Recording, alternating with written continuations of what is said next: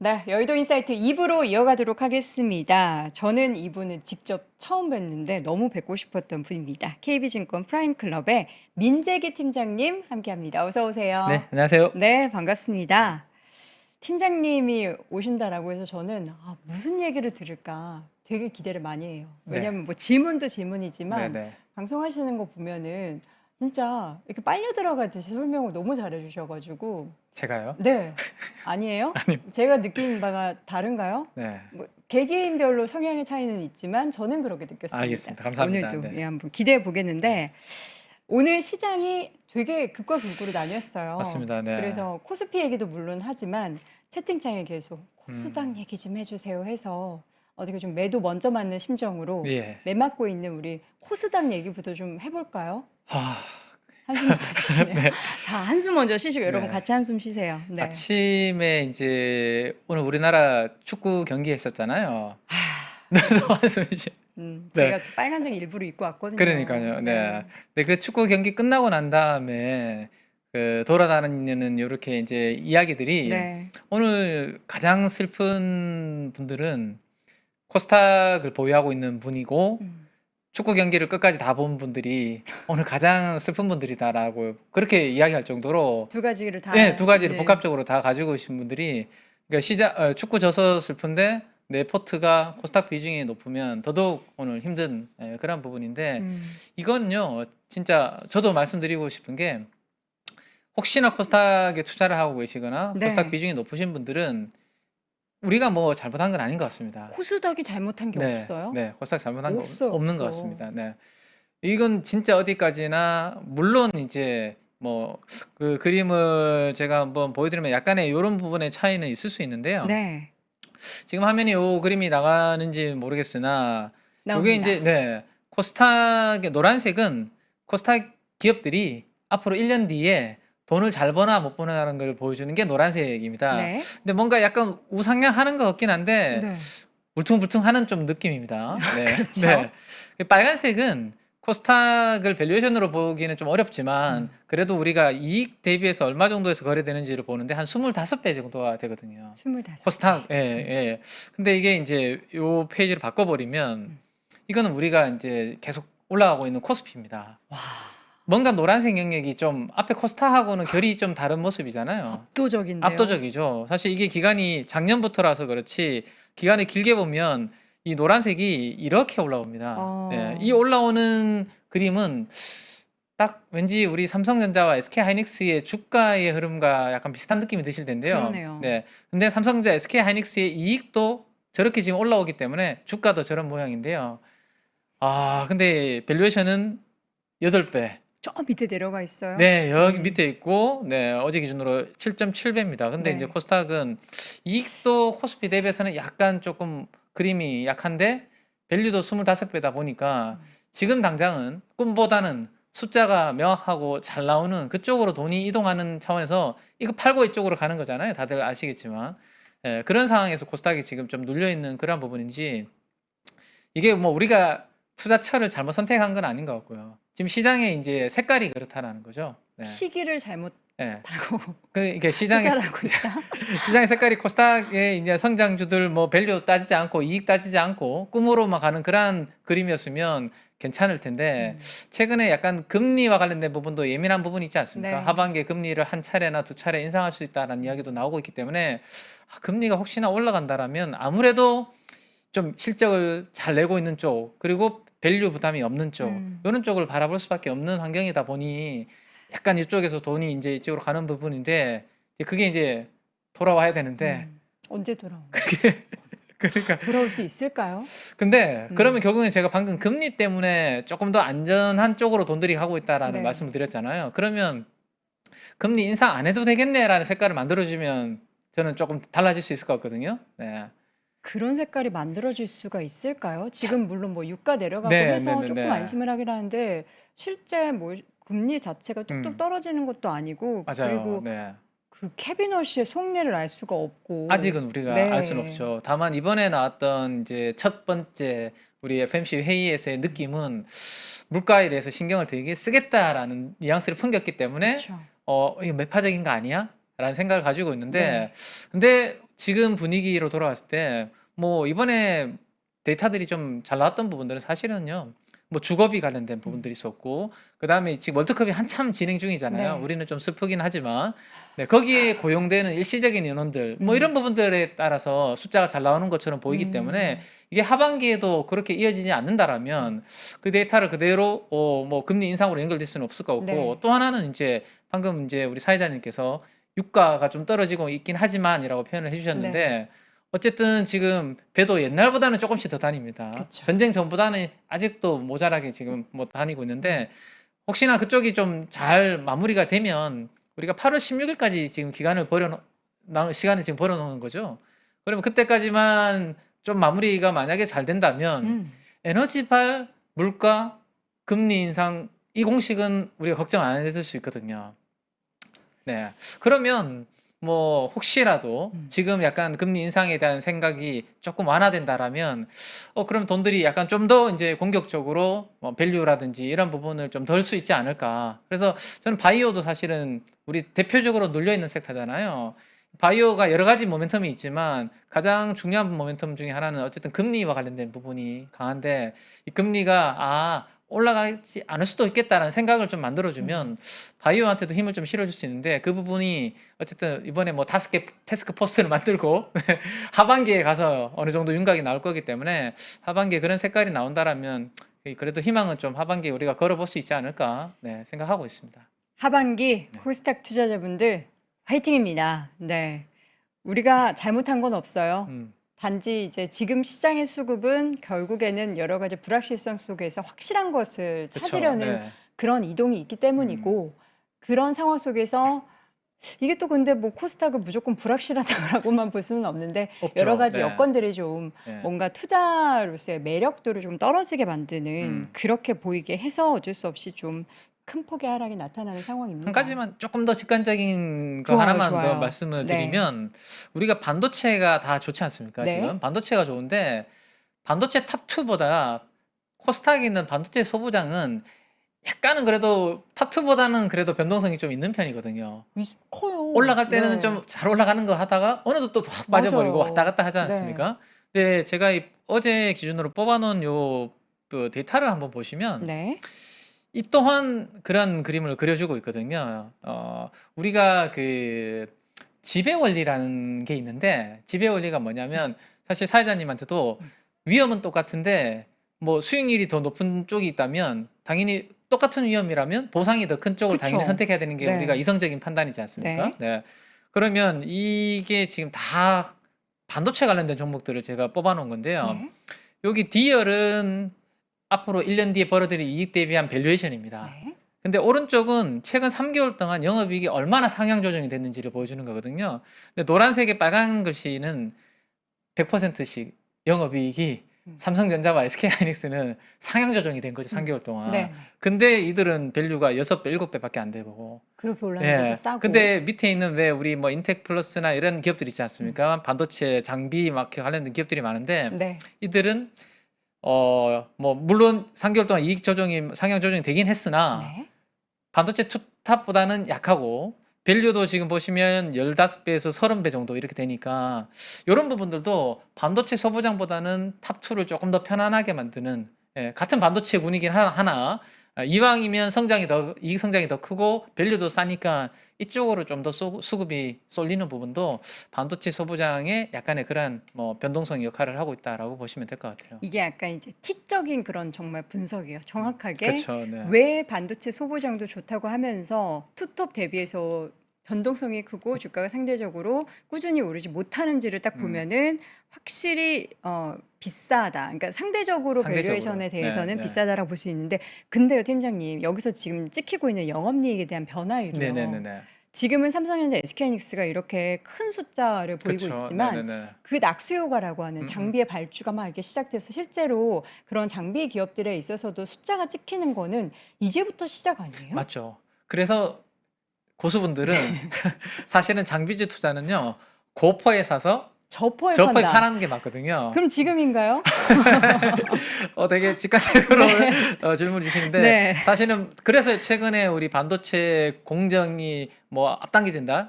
SK 최태원 회장께서 앞으로 반도체 2배나 더 증설하고 좀 맞아요. 당길 수 있다라는 이야기 나오면서부터 네. 우리 뭐 증착 장비라든지 뭐 이런 테스라든지 원익 IPS 이런 기업들이 주가가 막 달렸던 이유가 맞아요. 약간 그런 부분들이죠. 네. 근데 이제 대신에 숫자는 지금은 안 나온다. 그쵸. 앞으로 뒤에 이제 나오는 부분이라서 사실은 반도체 장비주는 그렇게 하는 게 맞습니다.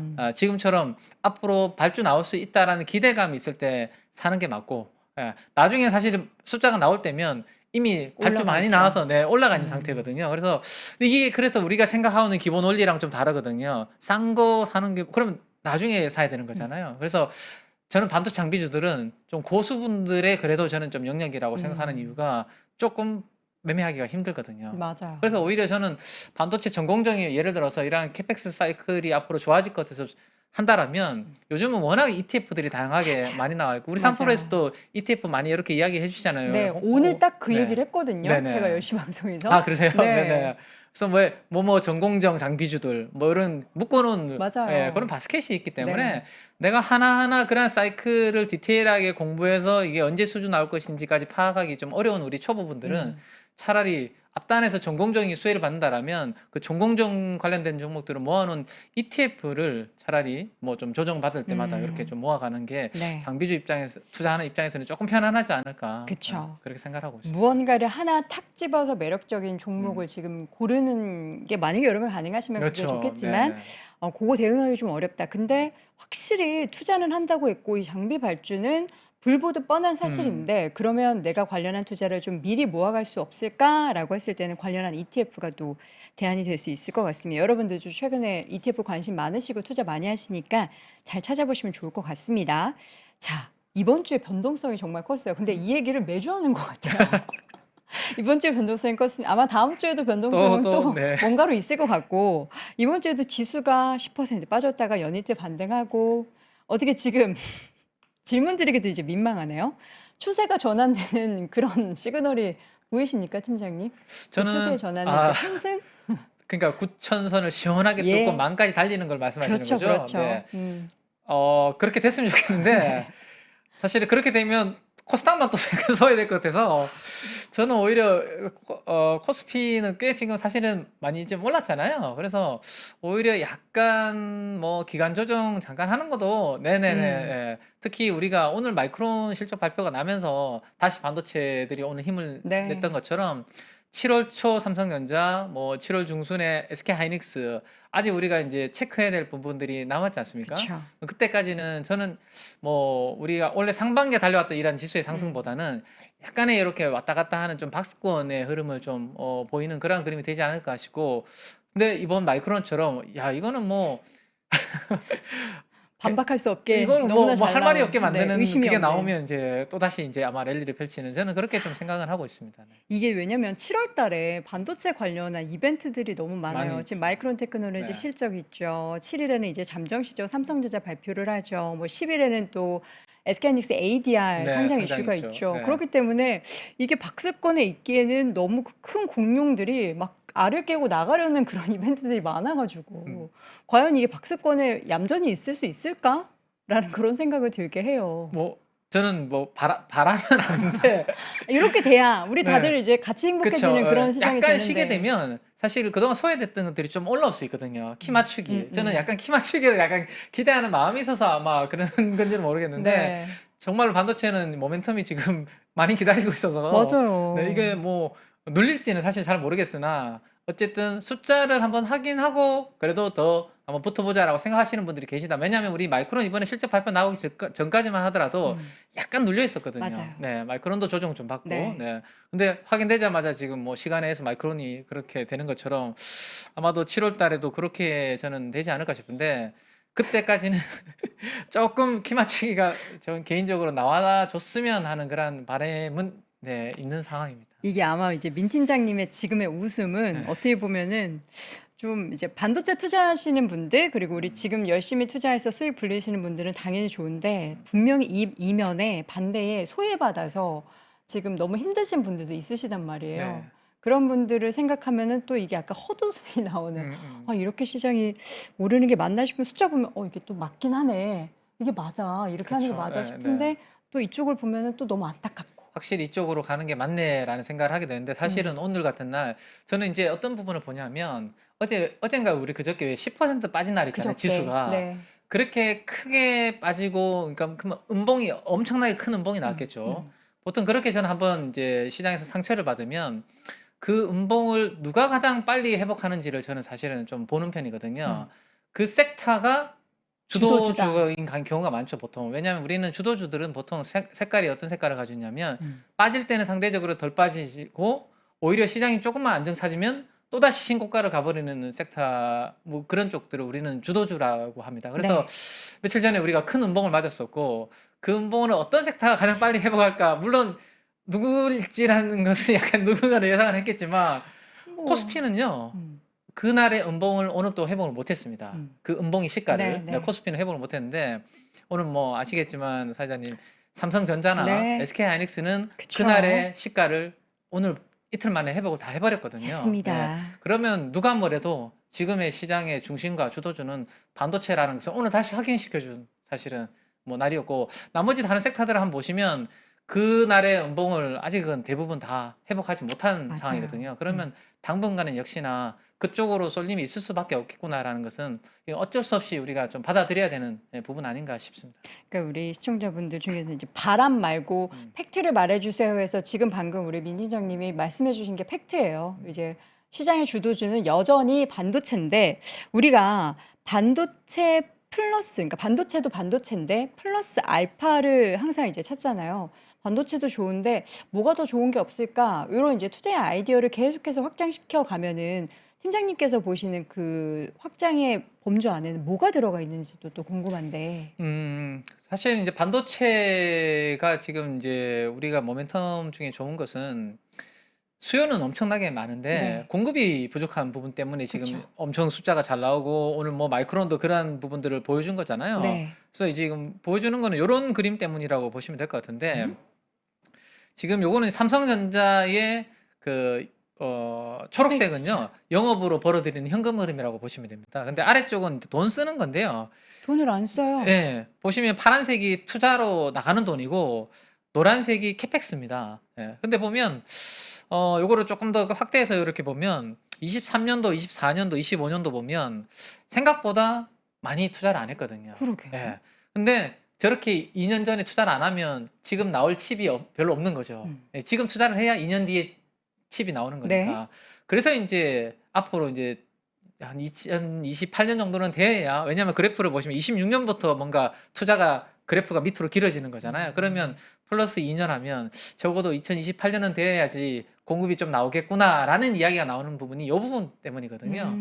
근데 이제 어쨌든 이 투자와 저는 좀 연장해서 보면 그럼 투자를 이제 우리 용인 클러스터 쪽에 한다라는 이야기가 나오고 있는데 최근에 나오는 쪽은 야 용인이랑 수도권 쪽으로 하는 거는 조금 너무 부족하다? 이제는 부족하다. 왜냐하면 거기는 전력도 그렇고 용수도 그렇고 이미 뭐 구하기가 어렵고 좀 풀을 찾다. 땅도 그렇고 그죠? 네, 비싸죠. 거기 짓기는 어렵죠. 네, 그래서 이제 원래 용인도 지방으로 이제 갈 수 있다라는 이야기가 나오다가 네. 용인은 계속 그렇게 진행한다라고 어제 이야기를 하셨고 오히려 최근에 이제 밑에 있는 호남 호남 지역, 지역. 네, 그리고 충청 네. 이쪽으로 이제 반도체 공장을 짓겠다라는 그런 이야기를 했거든요. 요게 정확히 발표되는 게 29일에 맞습니다. 예정돼 있는 네, 거죠? 다음 주 월요일이죠. 이게 네. 어느 지역에 뭐 네. 얼마큼 짓겠다 투자를 이런 한다라는 그 구체적인 내용이 이제 그 부분이 나오는데 네. 그러면 저는 이제 당연히 반도체에 그렇게 공장을 많이 짓는다라고 하면 우리 아까 앞에 같이 봤던 당연히 나중에 공장 짓고 나면 반도체 장비주들을 장비를 넣어야 되니까 앞단에서는 그들이 이제 수혜를 보겠죠. 근데 거기 전에 반도체 공장을 정말로 짓고 잘 돌아가게 하려면 저는 그 인프라가 먼저 구축이 돼야 된다는 생각을 가지고 있거든요.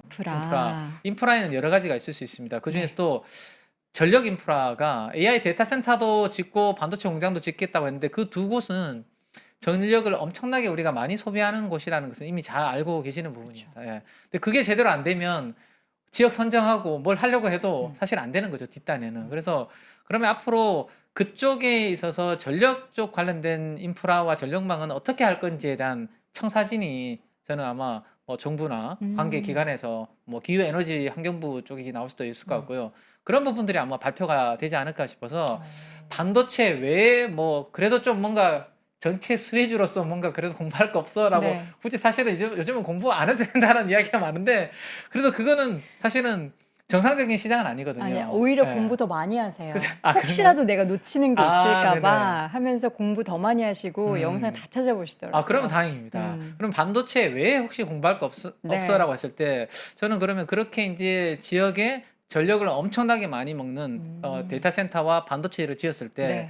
그 전력은 어떻게 만들 건데 충당할 건데 거기에 사실은 저는 조금 더 공부를 요즘 집중을 하고 있는 분야입니다. 네. 이게 그러면은 우리가 전력 관련한 기업들 대표적으로 3인방 항상 얘기하잖아요. 음. 근데 그들 기업 얘기할 때는 항상 데이터 센터 그리고 미국의 노후화된 그 전력 인프라 이야기를 하고 뭐 유럽 얘기하고 했는데 이제는 국내 모멘텀도 같이 받을 수 있는 그렇죠. 거고. 네. 근데 그 기업을 뭐 다 받는 건가요? 아니면 또 그것도 약간 지역에 따라서 그 지역에 뭐 가까운 인접한 그런 음. 기업이 좀 받게 되는 건가요? 우리가 지금 호남 지역 위주로 네네. 뭔가 이제 반도체 처음에는 후공정 이야기 네. 나왔다가 전공정 공장도 할 수 있다라는 이야기가 나오고 있는데 어. 우리가 호남 지역 중심으로만 본다라면 주로 이제 재생에너지 기반으로 전력 인프라가 주로 갖춰져 있는 편이거든요. 어. 네. 그래서 저는 사실은 별로 관심이 없는 분야입니다. 재생에너지 쪽은. 그렇지 않나요? 지금은 요즘? 시장 관심이 정말 뚝 없죠. 떨어져 있죠. 네네. 그래서 사실은 이거를 말씀드리면 뭐 그게 지금 뭐 그렇게 중요해라고 할 수는 있는데 근데 오히려 좀 의외의 저는 약간 소외된 곳에서 뭔가 하반기에 관심 있는 분야가 하나 튀어나올 수 있다라고 생각되는데 이쪽이 되지 않을까 싶은데 왜냐하면 우리가 과거 역대 정부에서 네. 지금 6월 3일 선거 끝나고 2년 차입니다. 네. 집권 2년 차에는 그 정권에서 가장 하고 싶었던 정책을 가장 강하게 밀어붙이는 그래서 그때 당시에 그들은 주도주였습니다. 아. 과거에 정책 수혜주들이. 네네. 근데 이제 지금은 워낙 반도체라는 형님이 있기 때문에 예전처럼 그런 색깔을 안 보일 수도 있는데 네. 그래도 하나 더 우리가 체크한다면 선거 이후에 지금 뭘 그러면 추진을 할까? 이번 정부에서 가장 하고 싶었던 정책 중에 하나는 저는 재생에너지라고 생각되고 호남 지역의 이 공장들과 데이터 센터를 지역으로 이렇게 내려보낸 이유 중에 하나는 그 재생에너지 관련된 부분들에 대한 힘을 더 아마 실어줄 수 있게 하기 위한 부분 아닐까라고 생각을 하고 있습니다. 여기에 더불어서 최근에 한국판 IRA 도입 얘기까지 네네. 나오면서 관련한 뭔가 업계에 좀 드라이브를 걸 분위기가 형성되고 만한 있습니다. 그런 네. 분위기가 좀 만들어지고 있더라고요. 원래 6월 말에요. 네. KGX라는 정책이 발표될 예정이었거든요. KGX요? 예, 코리아 그린 트랜스포메이션입니다. 어. 되게 거창하죠. 네. 한국 녹색 대전환입니다. 어. 예. 그게 이제 6월 말에 발표될 예정이었는데 한 1, 2주 전에 우리 기후에너지 장관분께서 조금 더 디테일하게 가다듬어서 한 달 뒤에 발표하겠다라고 말씀하셨거든요. 그게 이제 그러면 7월 중에 발표를 하겠죠. 그쵸. 네. 근데 7월에 방금 우리 앵커님께서 말씀하셨던 한국판 IRA가 7월에도 발표 예정이거든요. 이게 뭔가 정책들이 뭔가 겹치는 네. 게 7월이라는 거죠. 근데 한국판 IRA는 잘 아시겠지만 우리가 우리나라 배터리 회사들이 미국에 공장을 지으면 거기서 생산하는 거에 대해서 뭐 보조금이나 세액 공제 주는 거잖아요. 네. 근데 이거는 우리나라 자체의 IRA를 만들겠다라는 겁니다. 그래서 국내에 있는 재생에너지 관련된 기업, 국내 배터리 관련된 기업들한테 뭔가 좀 보조해주고 세액 공제라든지 이런 부분들에 대한 정책이 이제 발표가 되기 때문에 그런 게 7월에 있는데다가 이 거창한 KGX라는 녹색 대전환이라는 이 부분이 호남 지역과 관련된 이러한 정책 모멘텀과 함께 같이 맞물리면 그쪽에 그러면 대규모 재생에너지 투자가 앞으로 이루어질 수 있겠네라는 기대감이 저는 생길 수 있다라고 보고 있습니다. 자, 이제 정부의 정책이 신재생 에너지 관련한 기업들에 있어서의 기회들을 정말 많이 마련하는 그 여건들이 지금 펼쳐지고는 있는데 그럼 다시 아까 전에 우리가 그 숫자 막 봤잖아요. 실적이 이렇게 늘어나는데 과연 밸류에이션은 어떤지 뭐 이런 얘기를 다시 그걸 이제 끄집어 오면은 어때요? 반도체 그리고 고개를 숙이시네요, 갑자기. 사실은 신재생 에너지. 반도체를 기울죠. 그렇죠. 네. 근데 지금 우리가 사실 작년에도 여러분 네. 경험을 해보셨을 거예요. 정부가 정책 드라이브 한번 걸면은 되게 강하게 이번에는 좀 시행이 되고 관련한 모멘텀이 좀 붙어서 관련 네, 섹터를 맞습니다. 끌어올렸잖아요. 네. 이번에도 어떻게 좀 기대해 봐도 되나요? 자, 그래서 지금 반도체 외에 다른 거 없어라는 지금 이야기를 드리는 반도체는 거거든요. 그냥 이렇게 두고 예. 예, 항상 두고. 왜냐하면 반도체라는 큰 형님 때문에 다른 네. 것들은 웬만한 재료와 웬만한 수급이면 지금 안 되거든요, 주가가. 네. 그러면 확실한 뭔가 스토리가 있어야 됩니다. 그 스토리를 저는 정부에서 만들어 줄 가능성이 있다라는 것을 보고 그쪽을 지금 스터디를 하고 있는 거죠. 왜냐하면 네네. 정부의 정책 스토리 외에 이것보다 더 강력한 거는 사실은 지금 다른 거 가지고는 안 되거든요. 맞아요. 근데 정부에서 지금까지요 수십 년 동안 우리가 재생에너지 투자를 했는데 그게 총 39기가와트입니다. 현재 우리나라에 설치되어 있는 게. 근데 이거를 2030년까지 100기가와트로 늘리겠다라는 거거든요. 그러면 3, 4년 안에 60기가와트를 지어야 됩니다. 네. 그러면 그동안 쏟아부었던 돈보다 훨씬 더 많은 돈을 4년 동안에 쏟아부어야 되거든요. 그래서 그런 내용들을 갸우뚱할 수 있는데 그게 맞다라면 아마 KGX 같은 그런 녹색 대전환 발표할 때 앞으로 그 투자를 하는 데 있어서 자금은 요렇게 조사를 할 겁니다라는 것을 정부에서 발표를 하면 훨씬 더 그 정책의 신뢰도가 높아질 건데 그쵸. 예를 하나로서 녹색 채권 이야기가 나오고 있습니다. 녹색 채권이요? 녹색 채권, 네. 그린 본드. 채권을 발행해서라도 재생에너지 쪽에 돈을 이렇게 만들어서 재원을 도와주겠다라는 네네. 이야기까지 지금 검토하는 걸로 지금 이야기가 나오고 있거든요.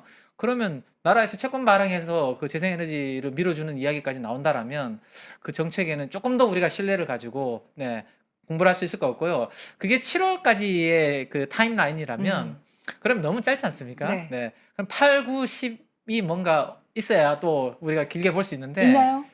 있죠. 뭐가 있죠? 있는데 네.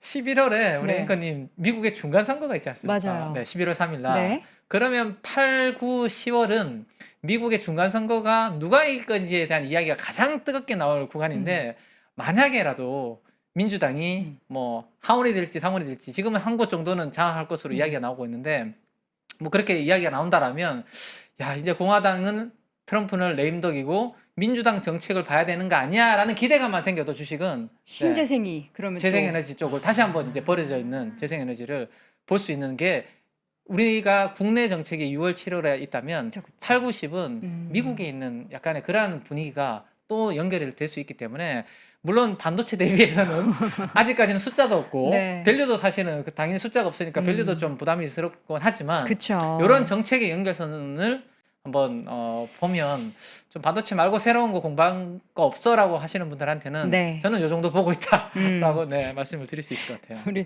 팀장님 자꾸 웃으시는 이유는 네. 반도체 얘기만 하면 우리 약간 명함 못 내민다라는 표현 하잖아요. 명함 못 내미는데 자꾸만 옆에서 이렇게 명함 저희가 사실 원했어요. 저희 팀장님한테 아니 반도체 말고 좀 뭐 없을까요? 해서 지금 계속 명함을 새로 찍어가지고 돌리고 있는 상황인 거잖아요. 뭘 해도 안 먹힐까 봐 그래요. 무슨 이야기를 해도 사실은 뭐 기승전결 반도체만 하면 되지 이럴까 봐 사실은. 근데 그래도 우리 뭐 다양한 거를 미리미리 공부하는 건 좋지 않겠습니까? 맞아요. 그죠? 네. 그리고 시장의 방향이 사실 지금은 우리가 오늘 마이크론 테크놀로지의 실적 그리고 급등을 보고 있지만 진짜 우리가 얘기한 것처럼 이거는 이제 바람이라고도 하셨지만 사실 그 얘기 하시는 분들이 되게 많았거든요. 시장이 조금 건강해지려면 이렇게 쏠림이 좀 퍼져서 삼전닉스가 빠진다라는 게 아니라 조금 이제 변동성이 적어서 1, 2% 오르고 내리고 할 때 다른 섹터들에 있어서 좋은 모멘텀을 가지고 올라가줘야 그렇죠. 그래야 많이 넘고 12,000이 가고 건강하게 탄탄하게 올라갈 수 있다. 그러면 반도체 가지고 계시는 분들한테 또 희망적인 이야기를 하나만 간단하게 좀 드릴까요? 더 희망이 있어요? 뭐 어떤 또 희망이 있을까요? 저는 요즘 제가 말씀드린 것 중에 하나가 네. 달이 달이요? 달? 달도 차면 기운다라는 표현을 요새 달은 안 기울더라고요. 그러니까요. 네, 요새 근데 달은 그냥 빵빵해져요. 맞습니다. 네. 근데 그 기우는 거를 그러면 조금 생각을 해본다라면 여러 가지가 있을 수 있는데 밸류에이션이 저는 아직도 싸다라고 생각되거든요. 주가는 올랐지만 아까 우리 코스피. 봤잖아요. 네. 코스피가 싼 이유도 반도체 두 개 회사가 싸기 때문에 그렇잖아요. 맞아요. 그래서 제가 오늘 기준으로 지금 이거 뽑은 건데 방금 기다리면서 네. 삼성전자가 지금 6.8배, 하이닉스가 8배입니다. 네. 여기 그림 보시면 여기 보죠. 그래서 SK 하이닉스가 아니라 마이크론이라는 회사가 미국에 있잖아요. 네. 근데 그 회사는 우리나라 메모리보다는 뭐 한 약 2배 정도 밸류에이션을 높게 받고 있지 않습니까? 그래서 2배까지는 만약에 우리가 시장이 다르니까 물론 ADR이라는 거 제외하고 시장이 다르니까 2배까지 따라가는 건 무리라고 본다면 적어도 저는 한 10배 정도까지는 우리도 마이크론이 16배 받으면 우리도 10배는 받아야 되지 않나라는 생각을 가지고 있습니다. 밸류에이션이 좀 어느 정도 올라와야 사실은 다른 섹터도 이제 좀 볼까 이런 생각들을 좀 할 수 있는데 아직도 지금 보시는 것처럼 주가는 많이 올랐지만 그러게요. 그만큼 이익을 너무 많이 빠른 속도로 보니까 8배 미만, 7배 이렇게 하셨거든요. 또 이게 한 10배, 최소 10배 이상 가야 음. 좀 다른 섹터 쪽으로도 이제 또 보시는 부분이 생기지 않을까. 그래서 여전히 반도체는 뭐 어, 그렇습니다. 네. 우리 민 팀장님의 저 이제 웃음은 예, 멋쩍은 웃음이신 거잖아요. 예, 반도체 얘기밖에 할 수 없는 시장이고 크게 보면은 당연히 좋으니까 좋은 걸 좋은 거라고 얘기하는데 예, 또 이제 다른 쪽도 한번 챙겨보자라고 했을 때는 여기 이제 챙김이 발생하려면 결국에는 반도체가 조금은 쉬어줘야 되는데 그 쉴 틈이 없다. 이벤트가 너무 빵빵한 것들이 네. 많고 해서 쉴 틈이 없다. 그렇기 때문에 우리는 이제 반도체를 일단 가장 큰 비중으로 가져가는 거는 맞고 네. 그다음에 맞습니다. 플러스 알파에서는 정책 모멘텀이 지금 붙어 있는 다양한 쪽에 있어서의 지금 하반기에는 음, 재생에너지 쪽. 네. 혹시 뭐 탑픽으로 보시는 기업도 있으세요? 저는 사실 SK그룹에 대해서 최근에 계속 저는 업데이트를 좀 하고 있는데요. SK요? SK그룹에 대해서. 왜냐하면 SK그룹의 최태원 회장님께서는 네. 재생에너지와 AI 데이터 센터에 상당한 관심을 가지고 계신 분입니다. 와, 지금 네. 반도체도 SK 모멘텀이 붙었는데 재생에너지도 SK 네. 쪽이다. 그래서 그 직접 호남 지역에 가셔가지고 다음 주에 또 발표를 하시는 걸로 되어 있습니다. 그렇군요. 네, 그래서 SK그룹은 발전부터요. 왜냐하면 SK그룹 산하에 재생에너지 관련된 기업들이 또 있어요. 자회사들이. 네. 네, 그래서 발전부터 그다음에 이제 ESS 같은 또 배터리 쪽도 있잖아요. 저장 그리고 뭐 마지막으로 반도체 만들고 AI 데이터 센터도 지금 만든다라고 이렇게 SK그룹에서 하고 있기 때문에 네. SK그룹 내에서 이런 부분들에 대한 역할을 해줄 수 있는 회사들이 분명히 있습니다. 어. 네, 그래서 저는 그쪽 중심으로 일단은 좀 관심 있게 지금 보고 있는 상황입니다. 네. 오늘 민 팀장님과 함께 이야기했을 때에 저는 이제 반도체는 당연히 가져가는 거 1번이고 소부장 쪽 ETF 하나 담고 SK 그룹주 ETF 있으면 요거 하나 담아야겠다는 생각이 드네요. 네, 뭐 어. 그것도 괜찮은 방법. 네. 그러니까요. 그리고 최근에 이제 말씀을 좀 드려도 네네. 되나요? 네. 최근에 기사를 잘 보시면 SK그룹이 글로벌 유수의 사모펀드하고 손을 잡았다라는 내용이 나옵니다. KKR이라는 네네. 쪽 글로벌 5위 사모펀드인데요.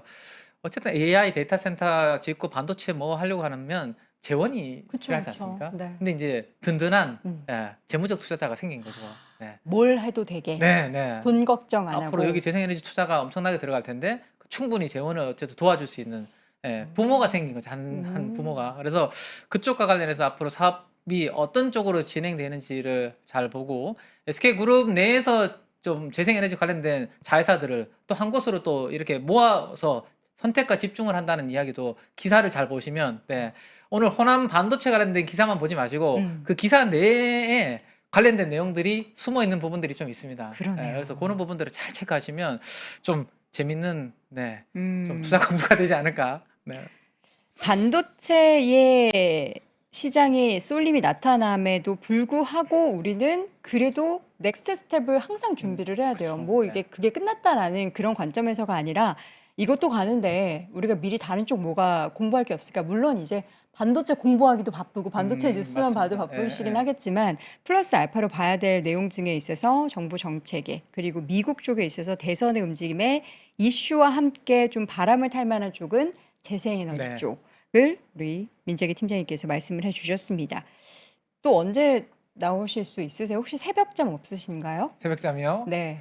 요즘 나이가 제가 좀 있어서 네. 새벽잠이 점점 그쵸?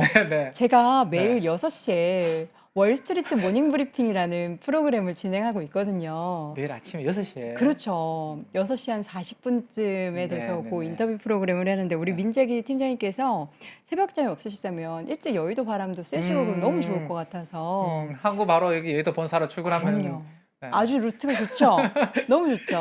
저는 뭐 앵커님이 원하신다면 네, 알겠습니다. 제가 한번 요청해서 우리 민 팀장님을 모셔보도록 하겠습니다. 마지막으로 혹시 오늘 뭐 하고 싶으신 말씀 중에 제가 안 여쭤본 게 있을까요? 아닙니다. 네. 없나요? 제 다음에 저희 또 부서의 또 직원분이 지금 다음에 또 출연을 아, 대기하고 그래요? 계십니다. 오늘 네네네. 그 주린이를 부탁해요? 네네네네. 어. 그래서 아마 또 이어서 또 다양한 또 재밌는 이야기를 또 해주실 거기 때문에 네. 저는 뭐 충분히 전달을 한 것 같습니다. 알겠습니다. 오늘 우리 또 민재기 팀장님을 제가 사실 인터뷰로는 처음 뵈서 너무 반가워가지고 또 오늘 웃으면서 인터뷰를 할 수 있어서 참 다행이고요. 앞으로의 시장이 물론 이 쏠림이 완전 건강하다라고는 볼 수 없잖아요. 좋지만 반도체 오르고 수익 많이 나는 거 좋긴 하지만 우리 함께 다 행복해지고 더 튼튼하게 올라가기 위해서는 다양한 종목들이 올라줘야 되는데 그중에서 정책 모멘텀을 기대할 만한 내용들 오늘 여러분께 또 내용 전달해 드렸으니까 이 부분도 놓치지 않으셨으면 좋겠습니다.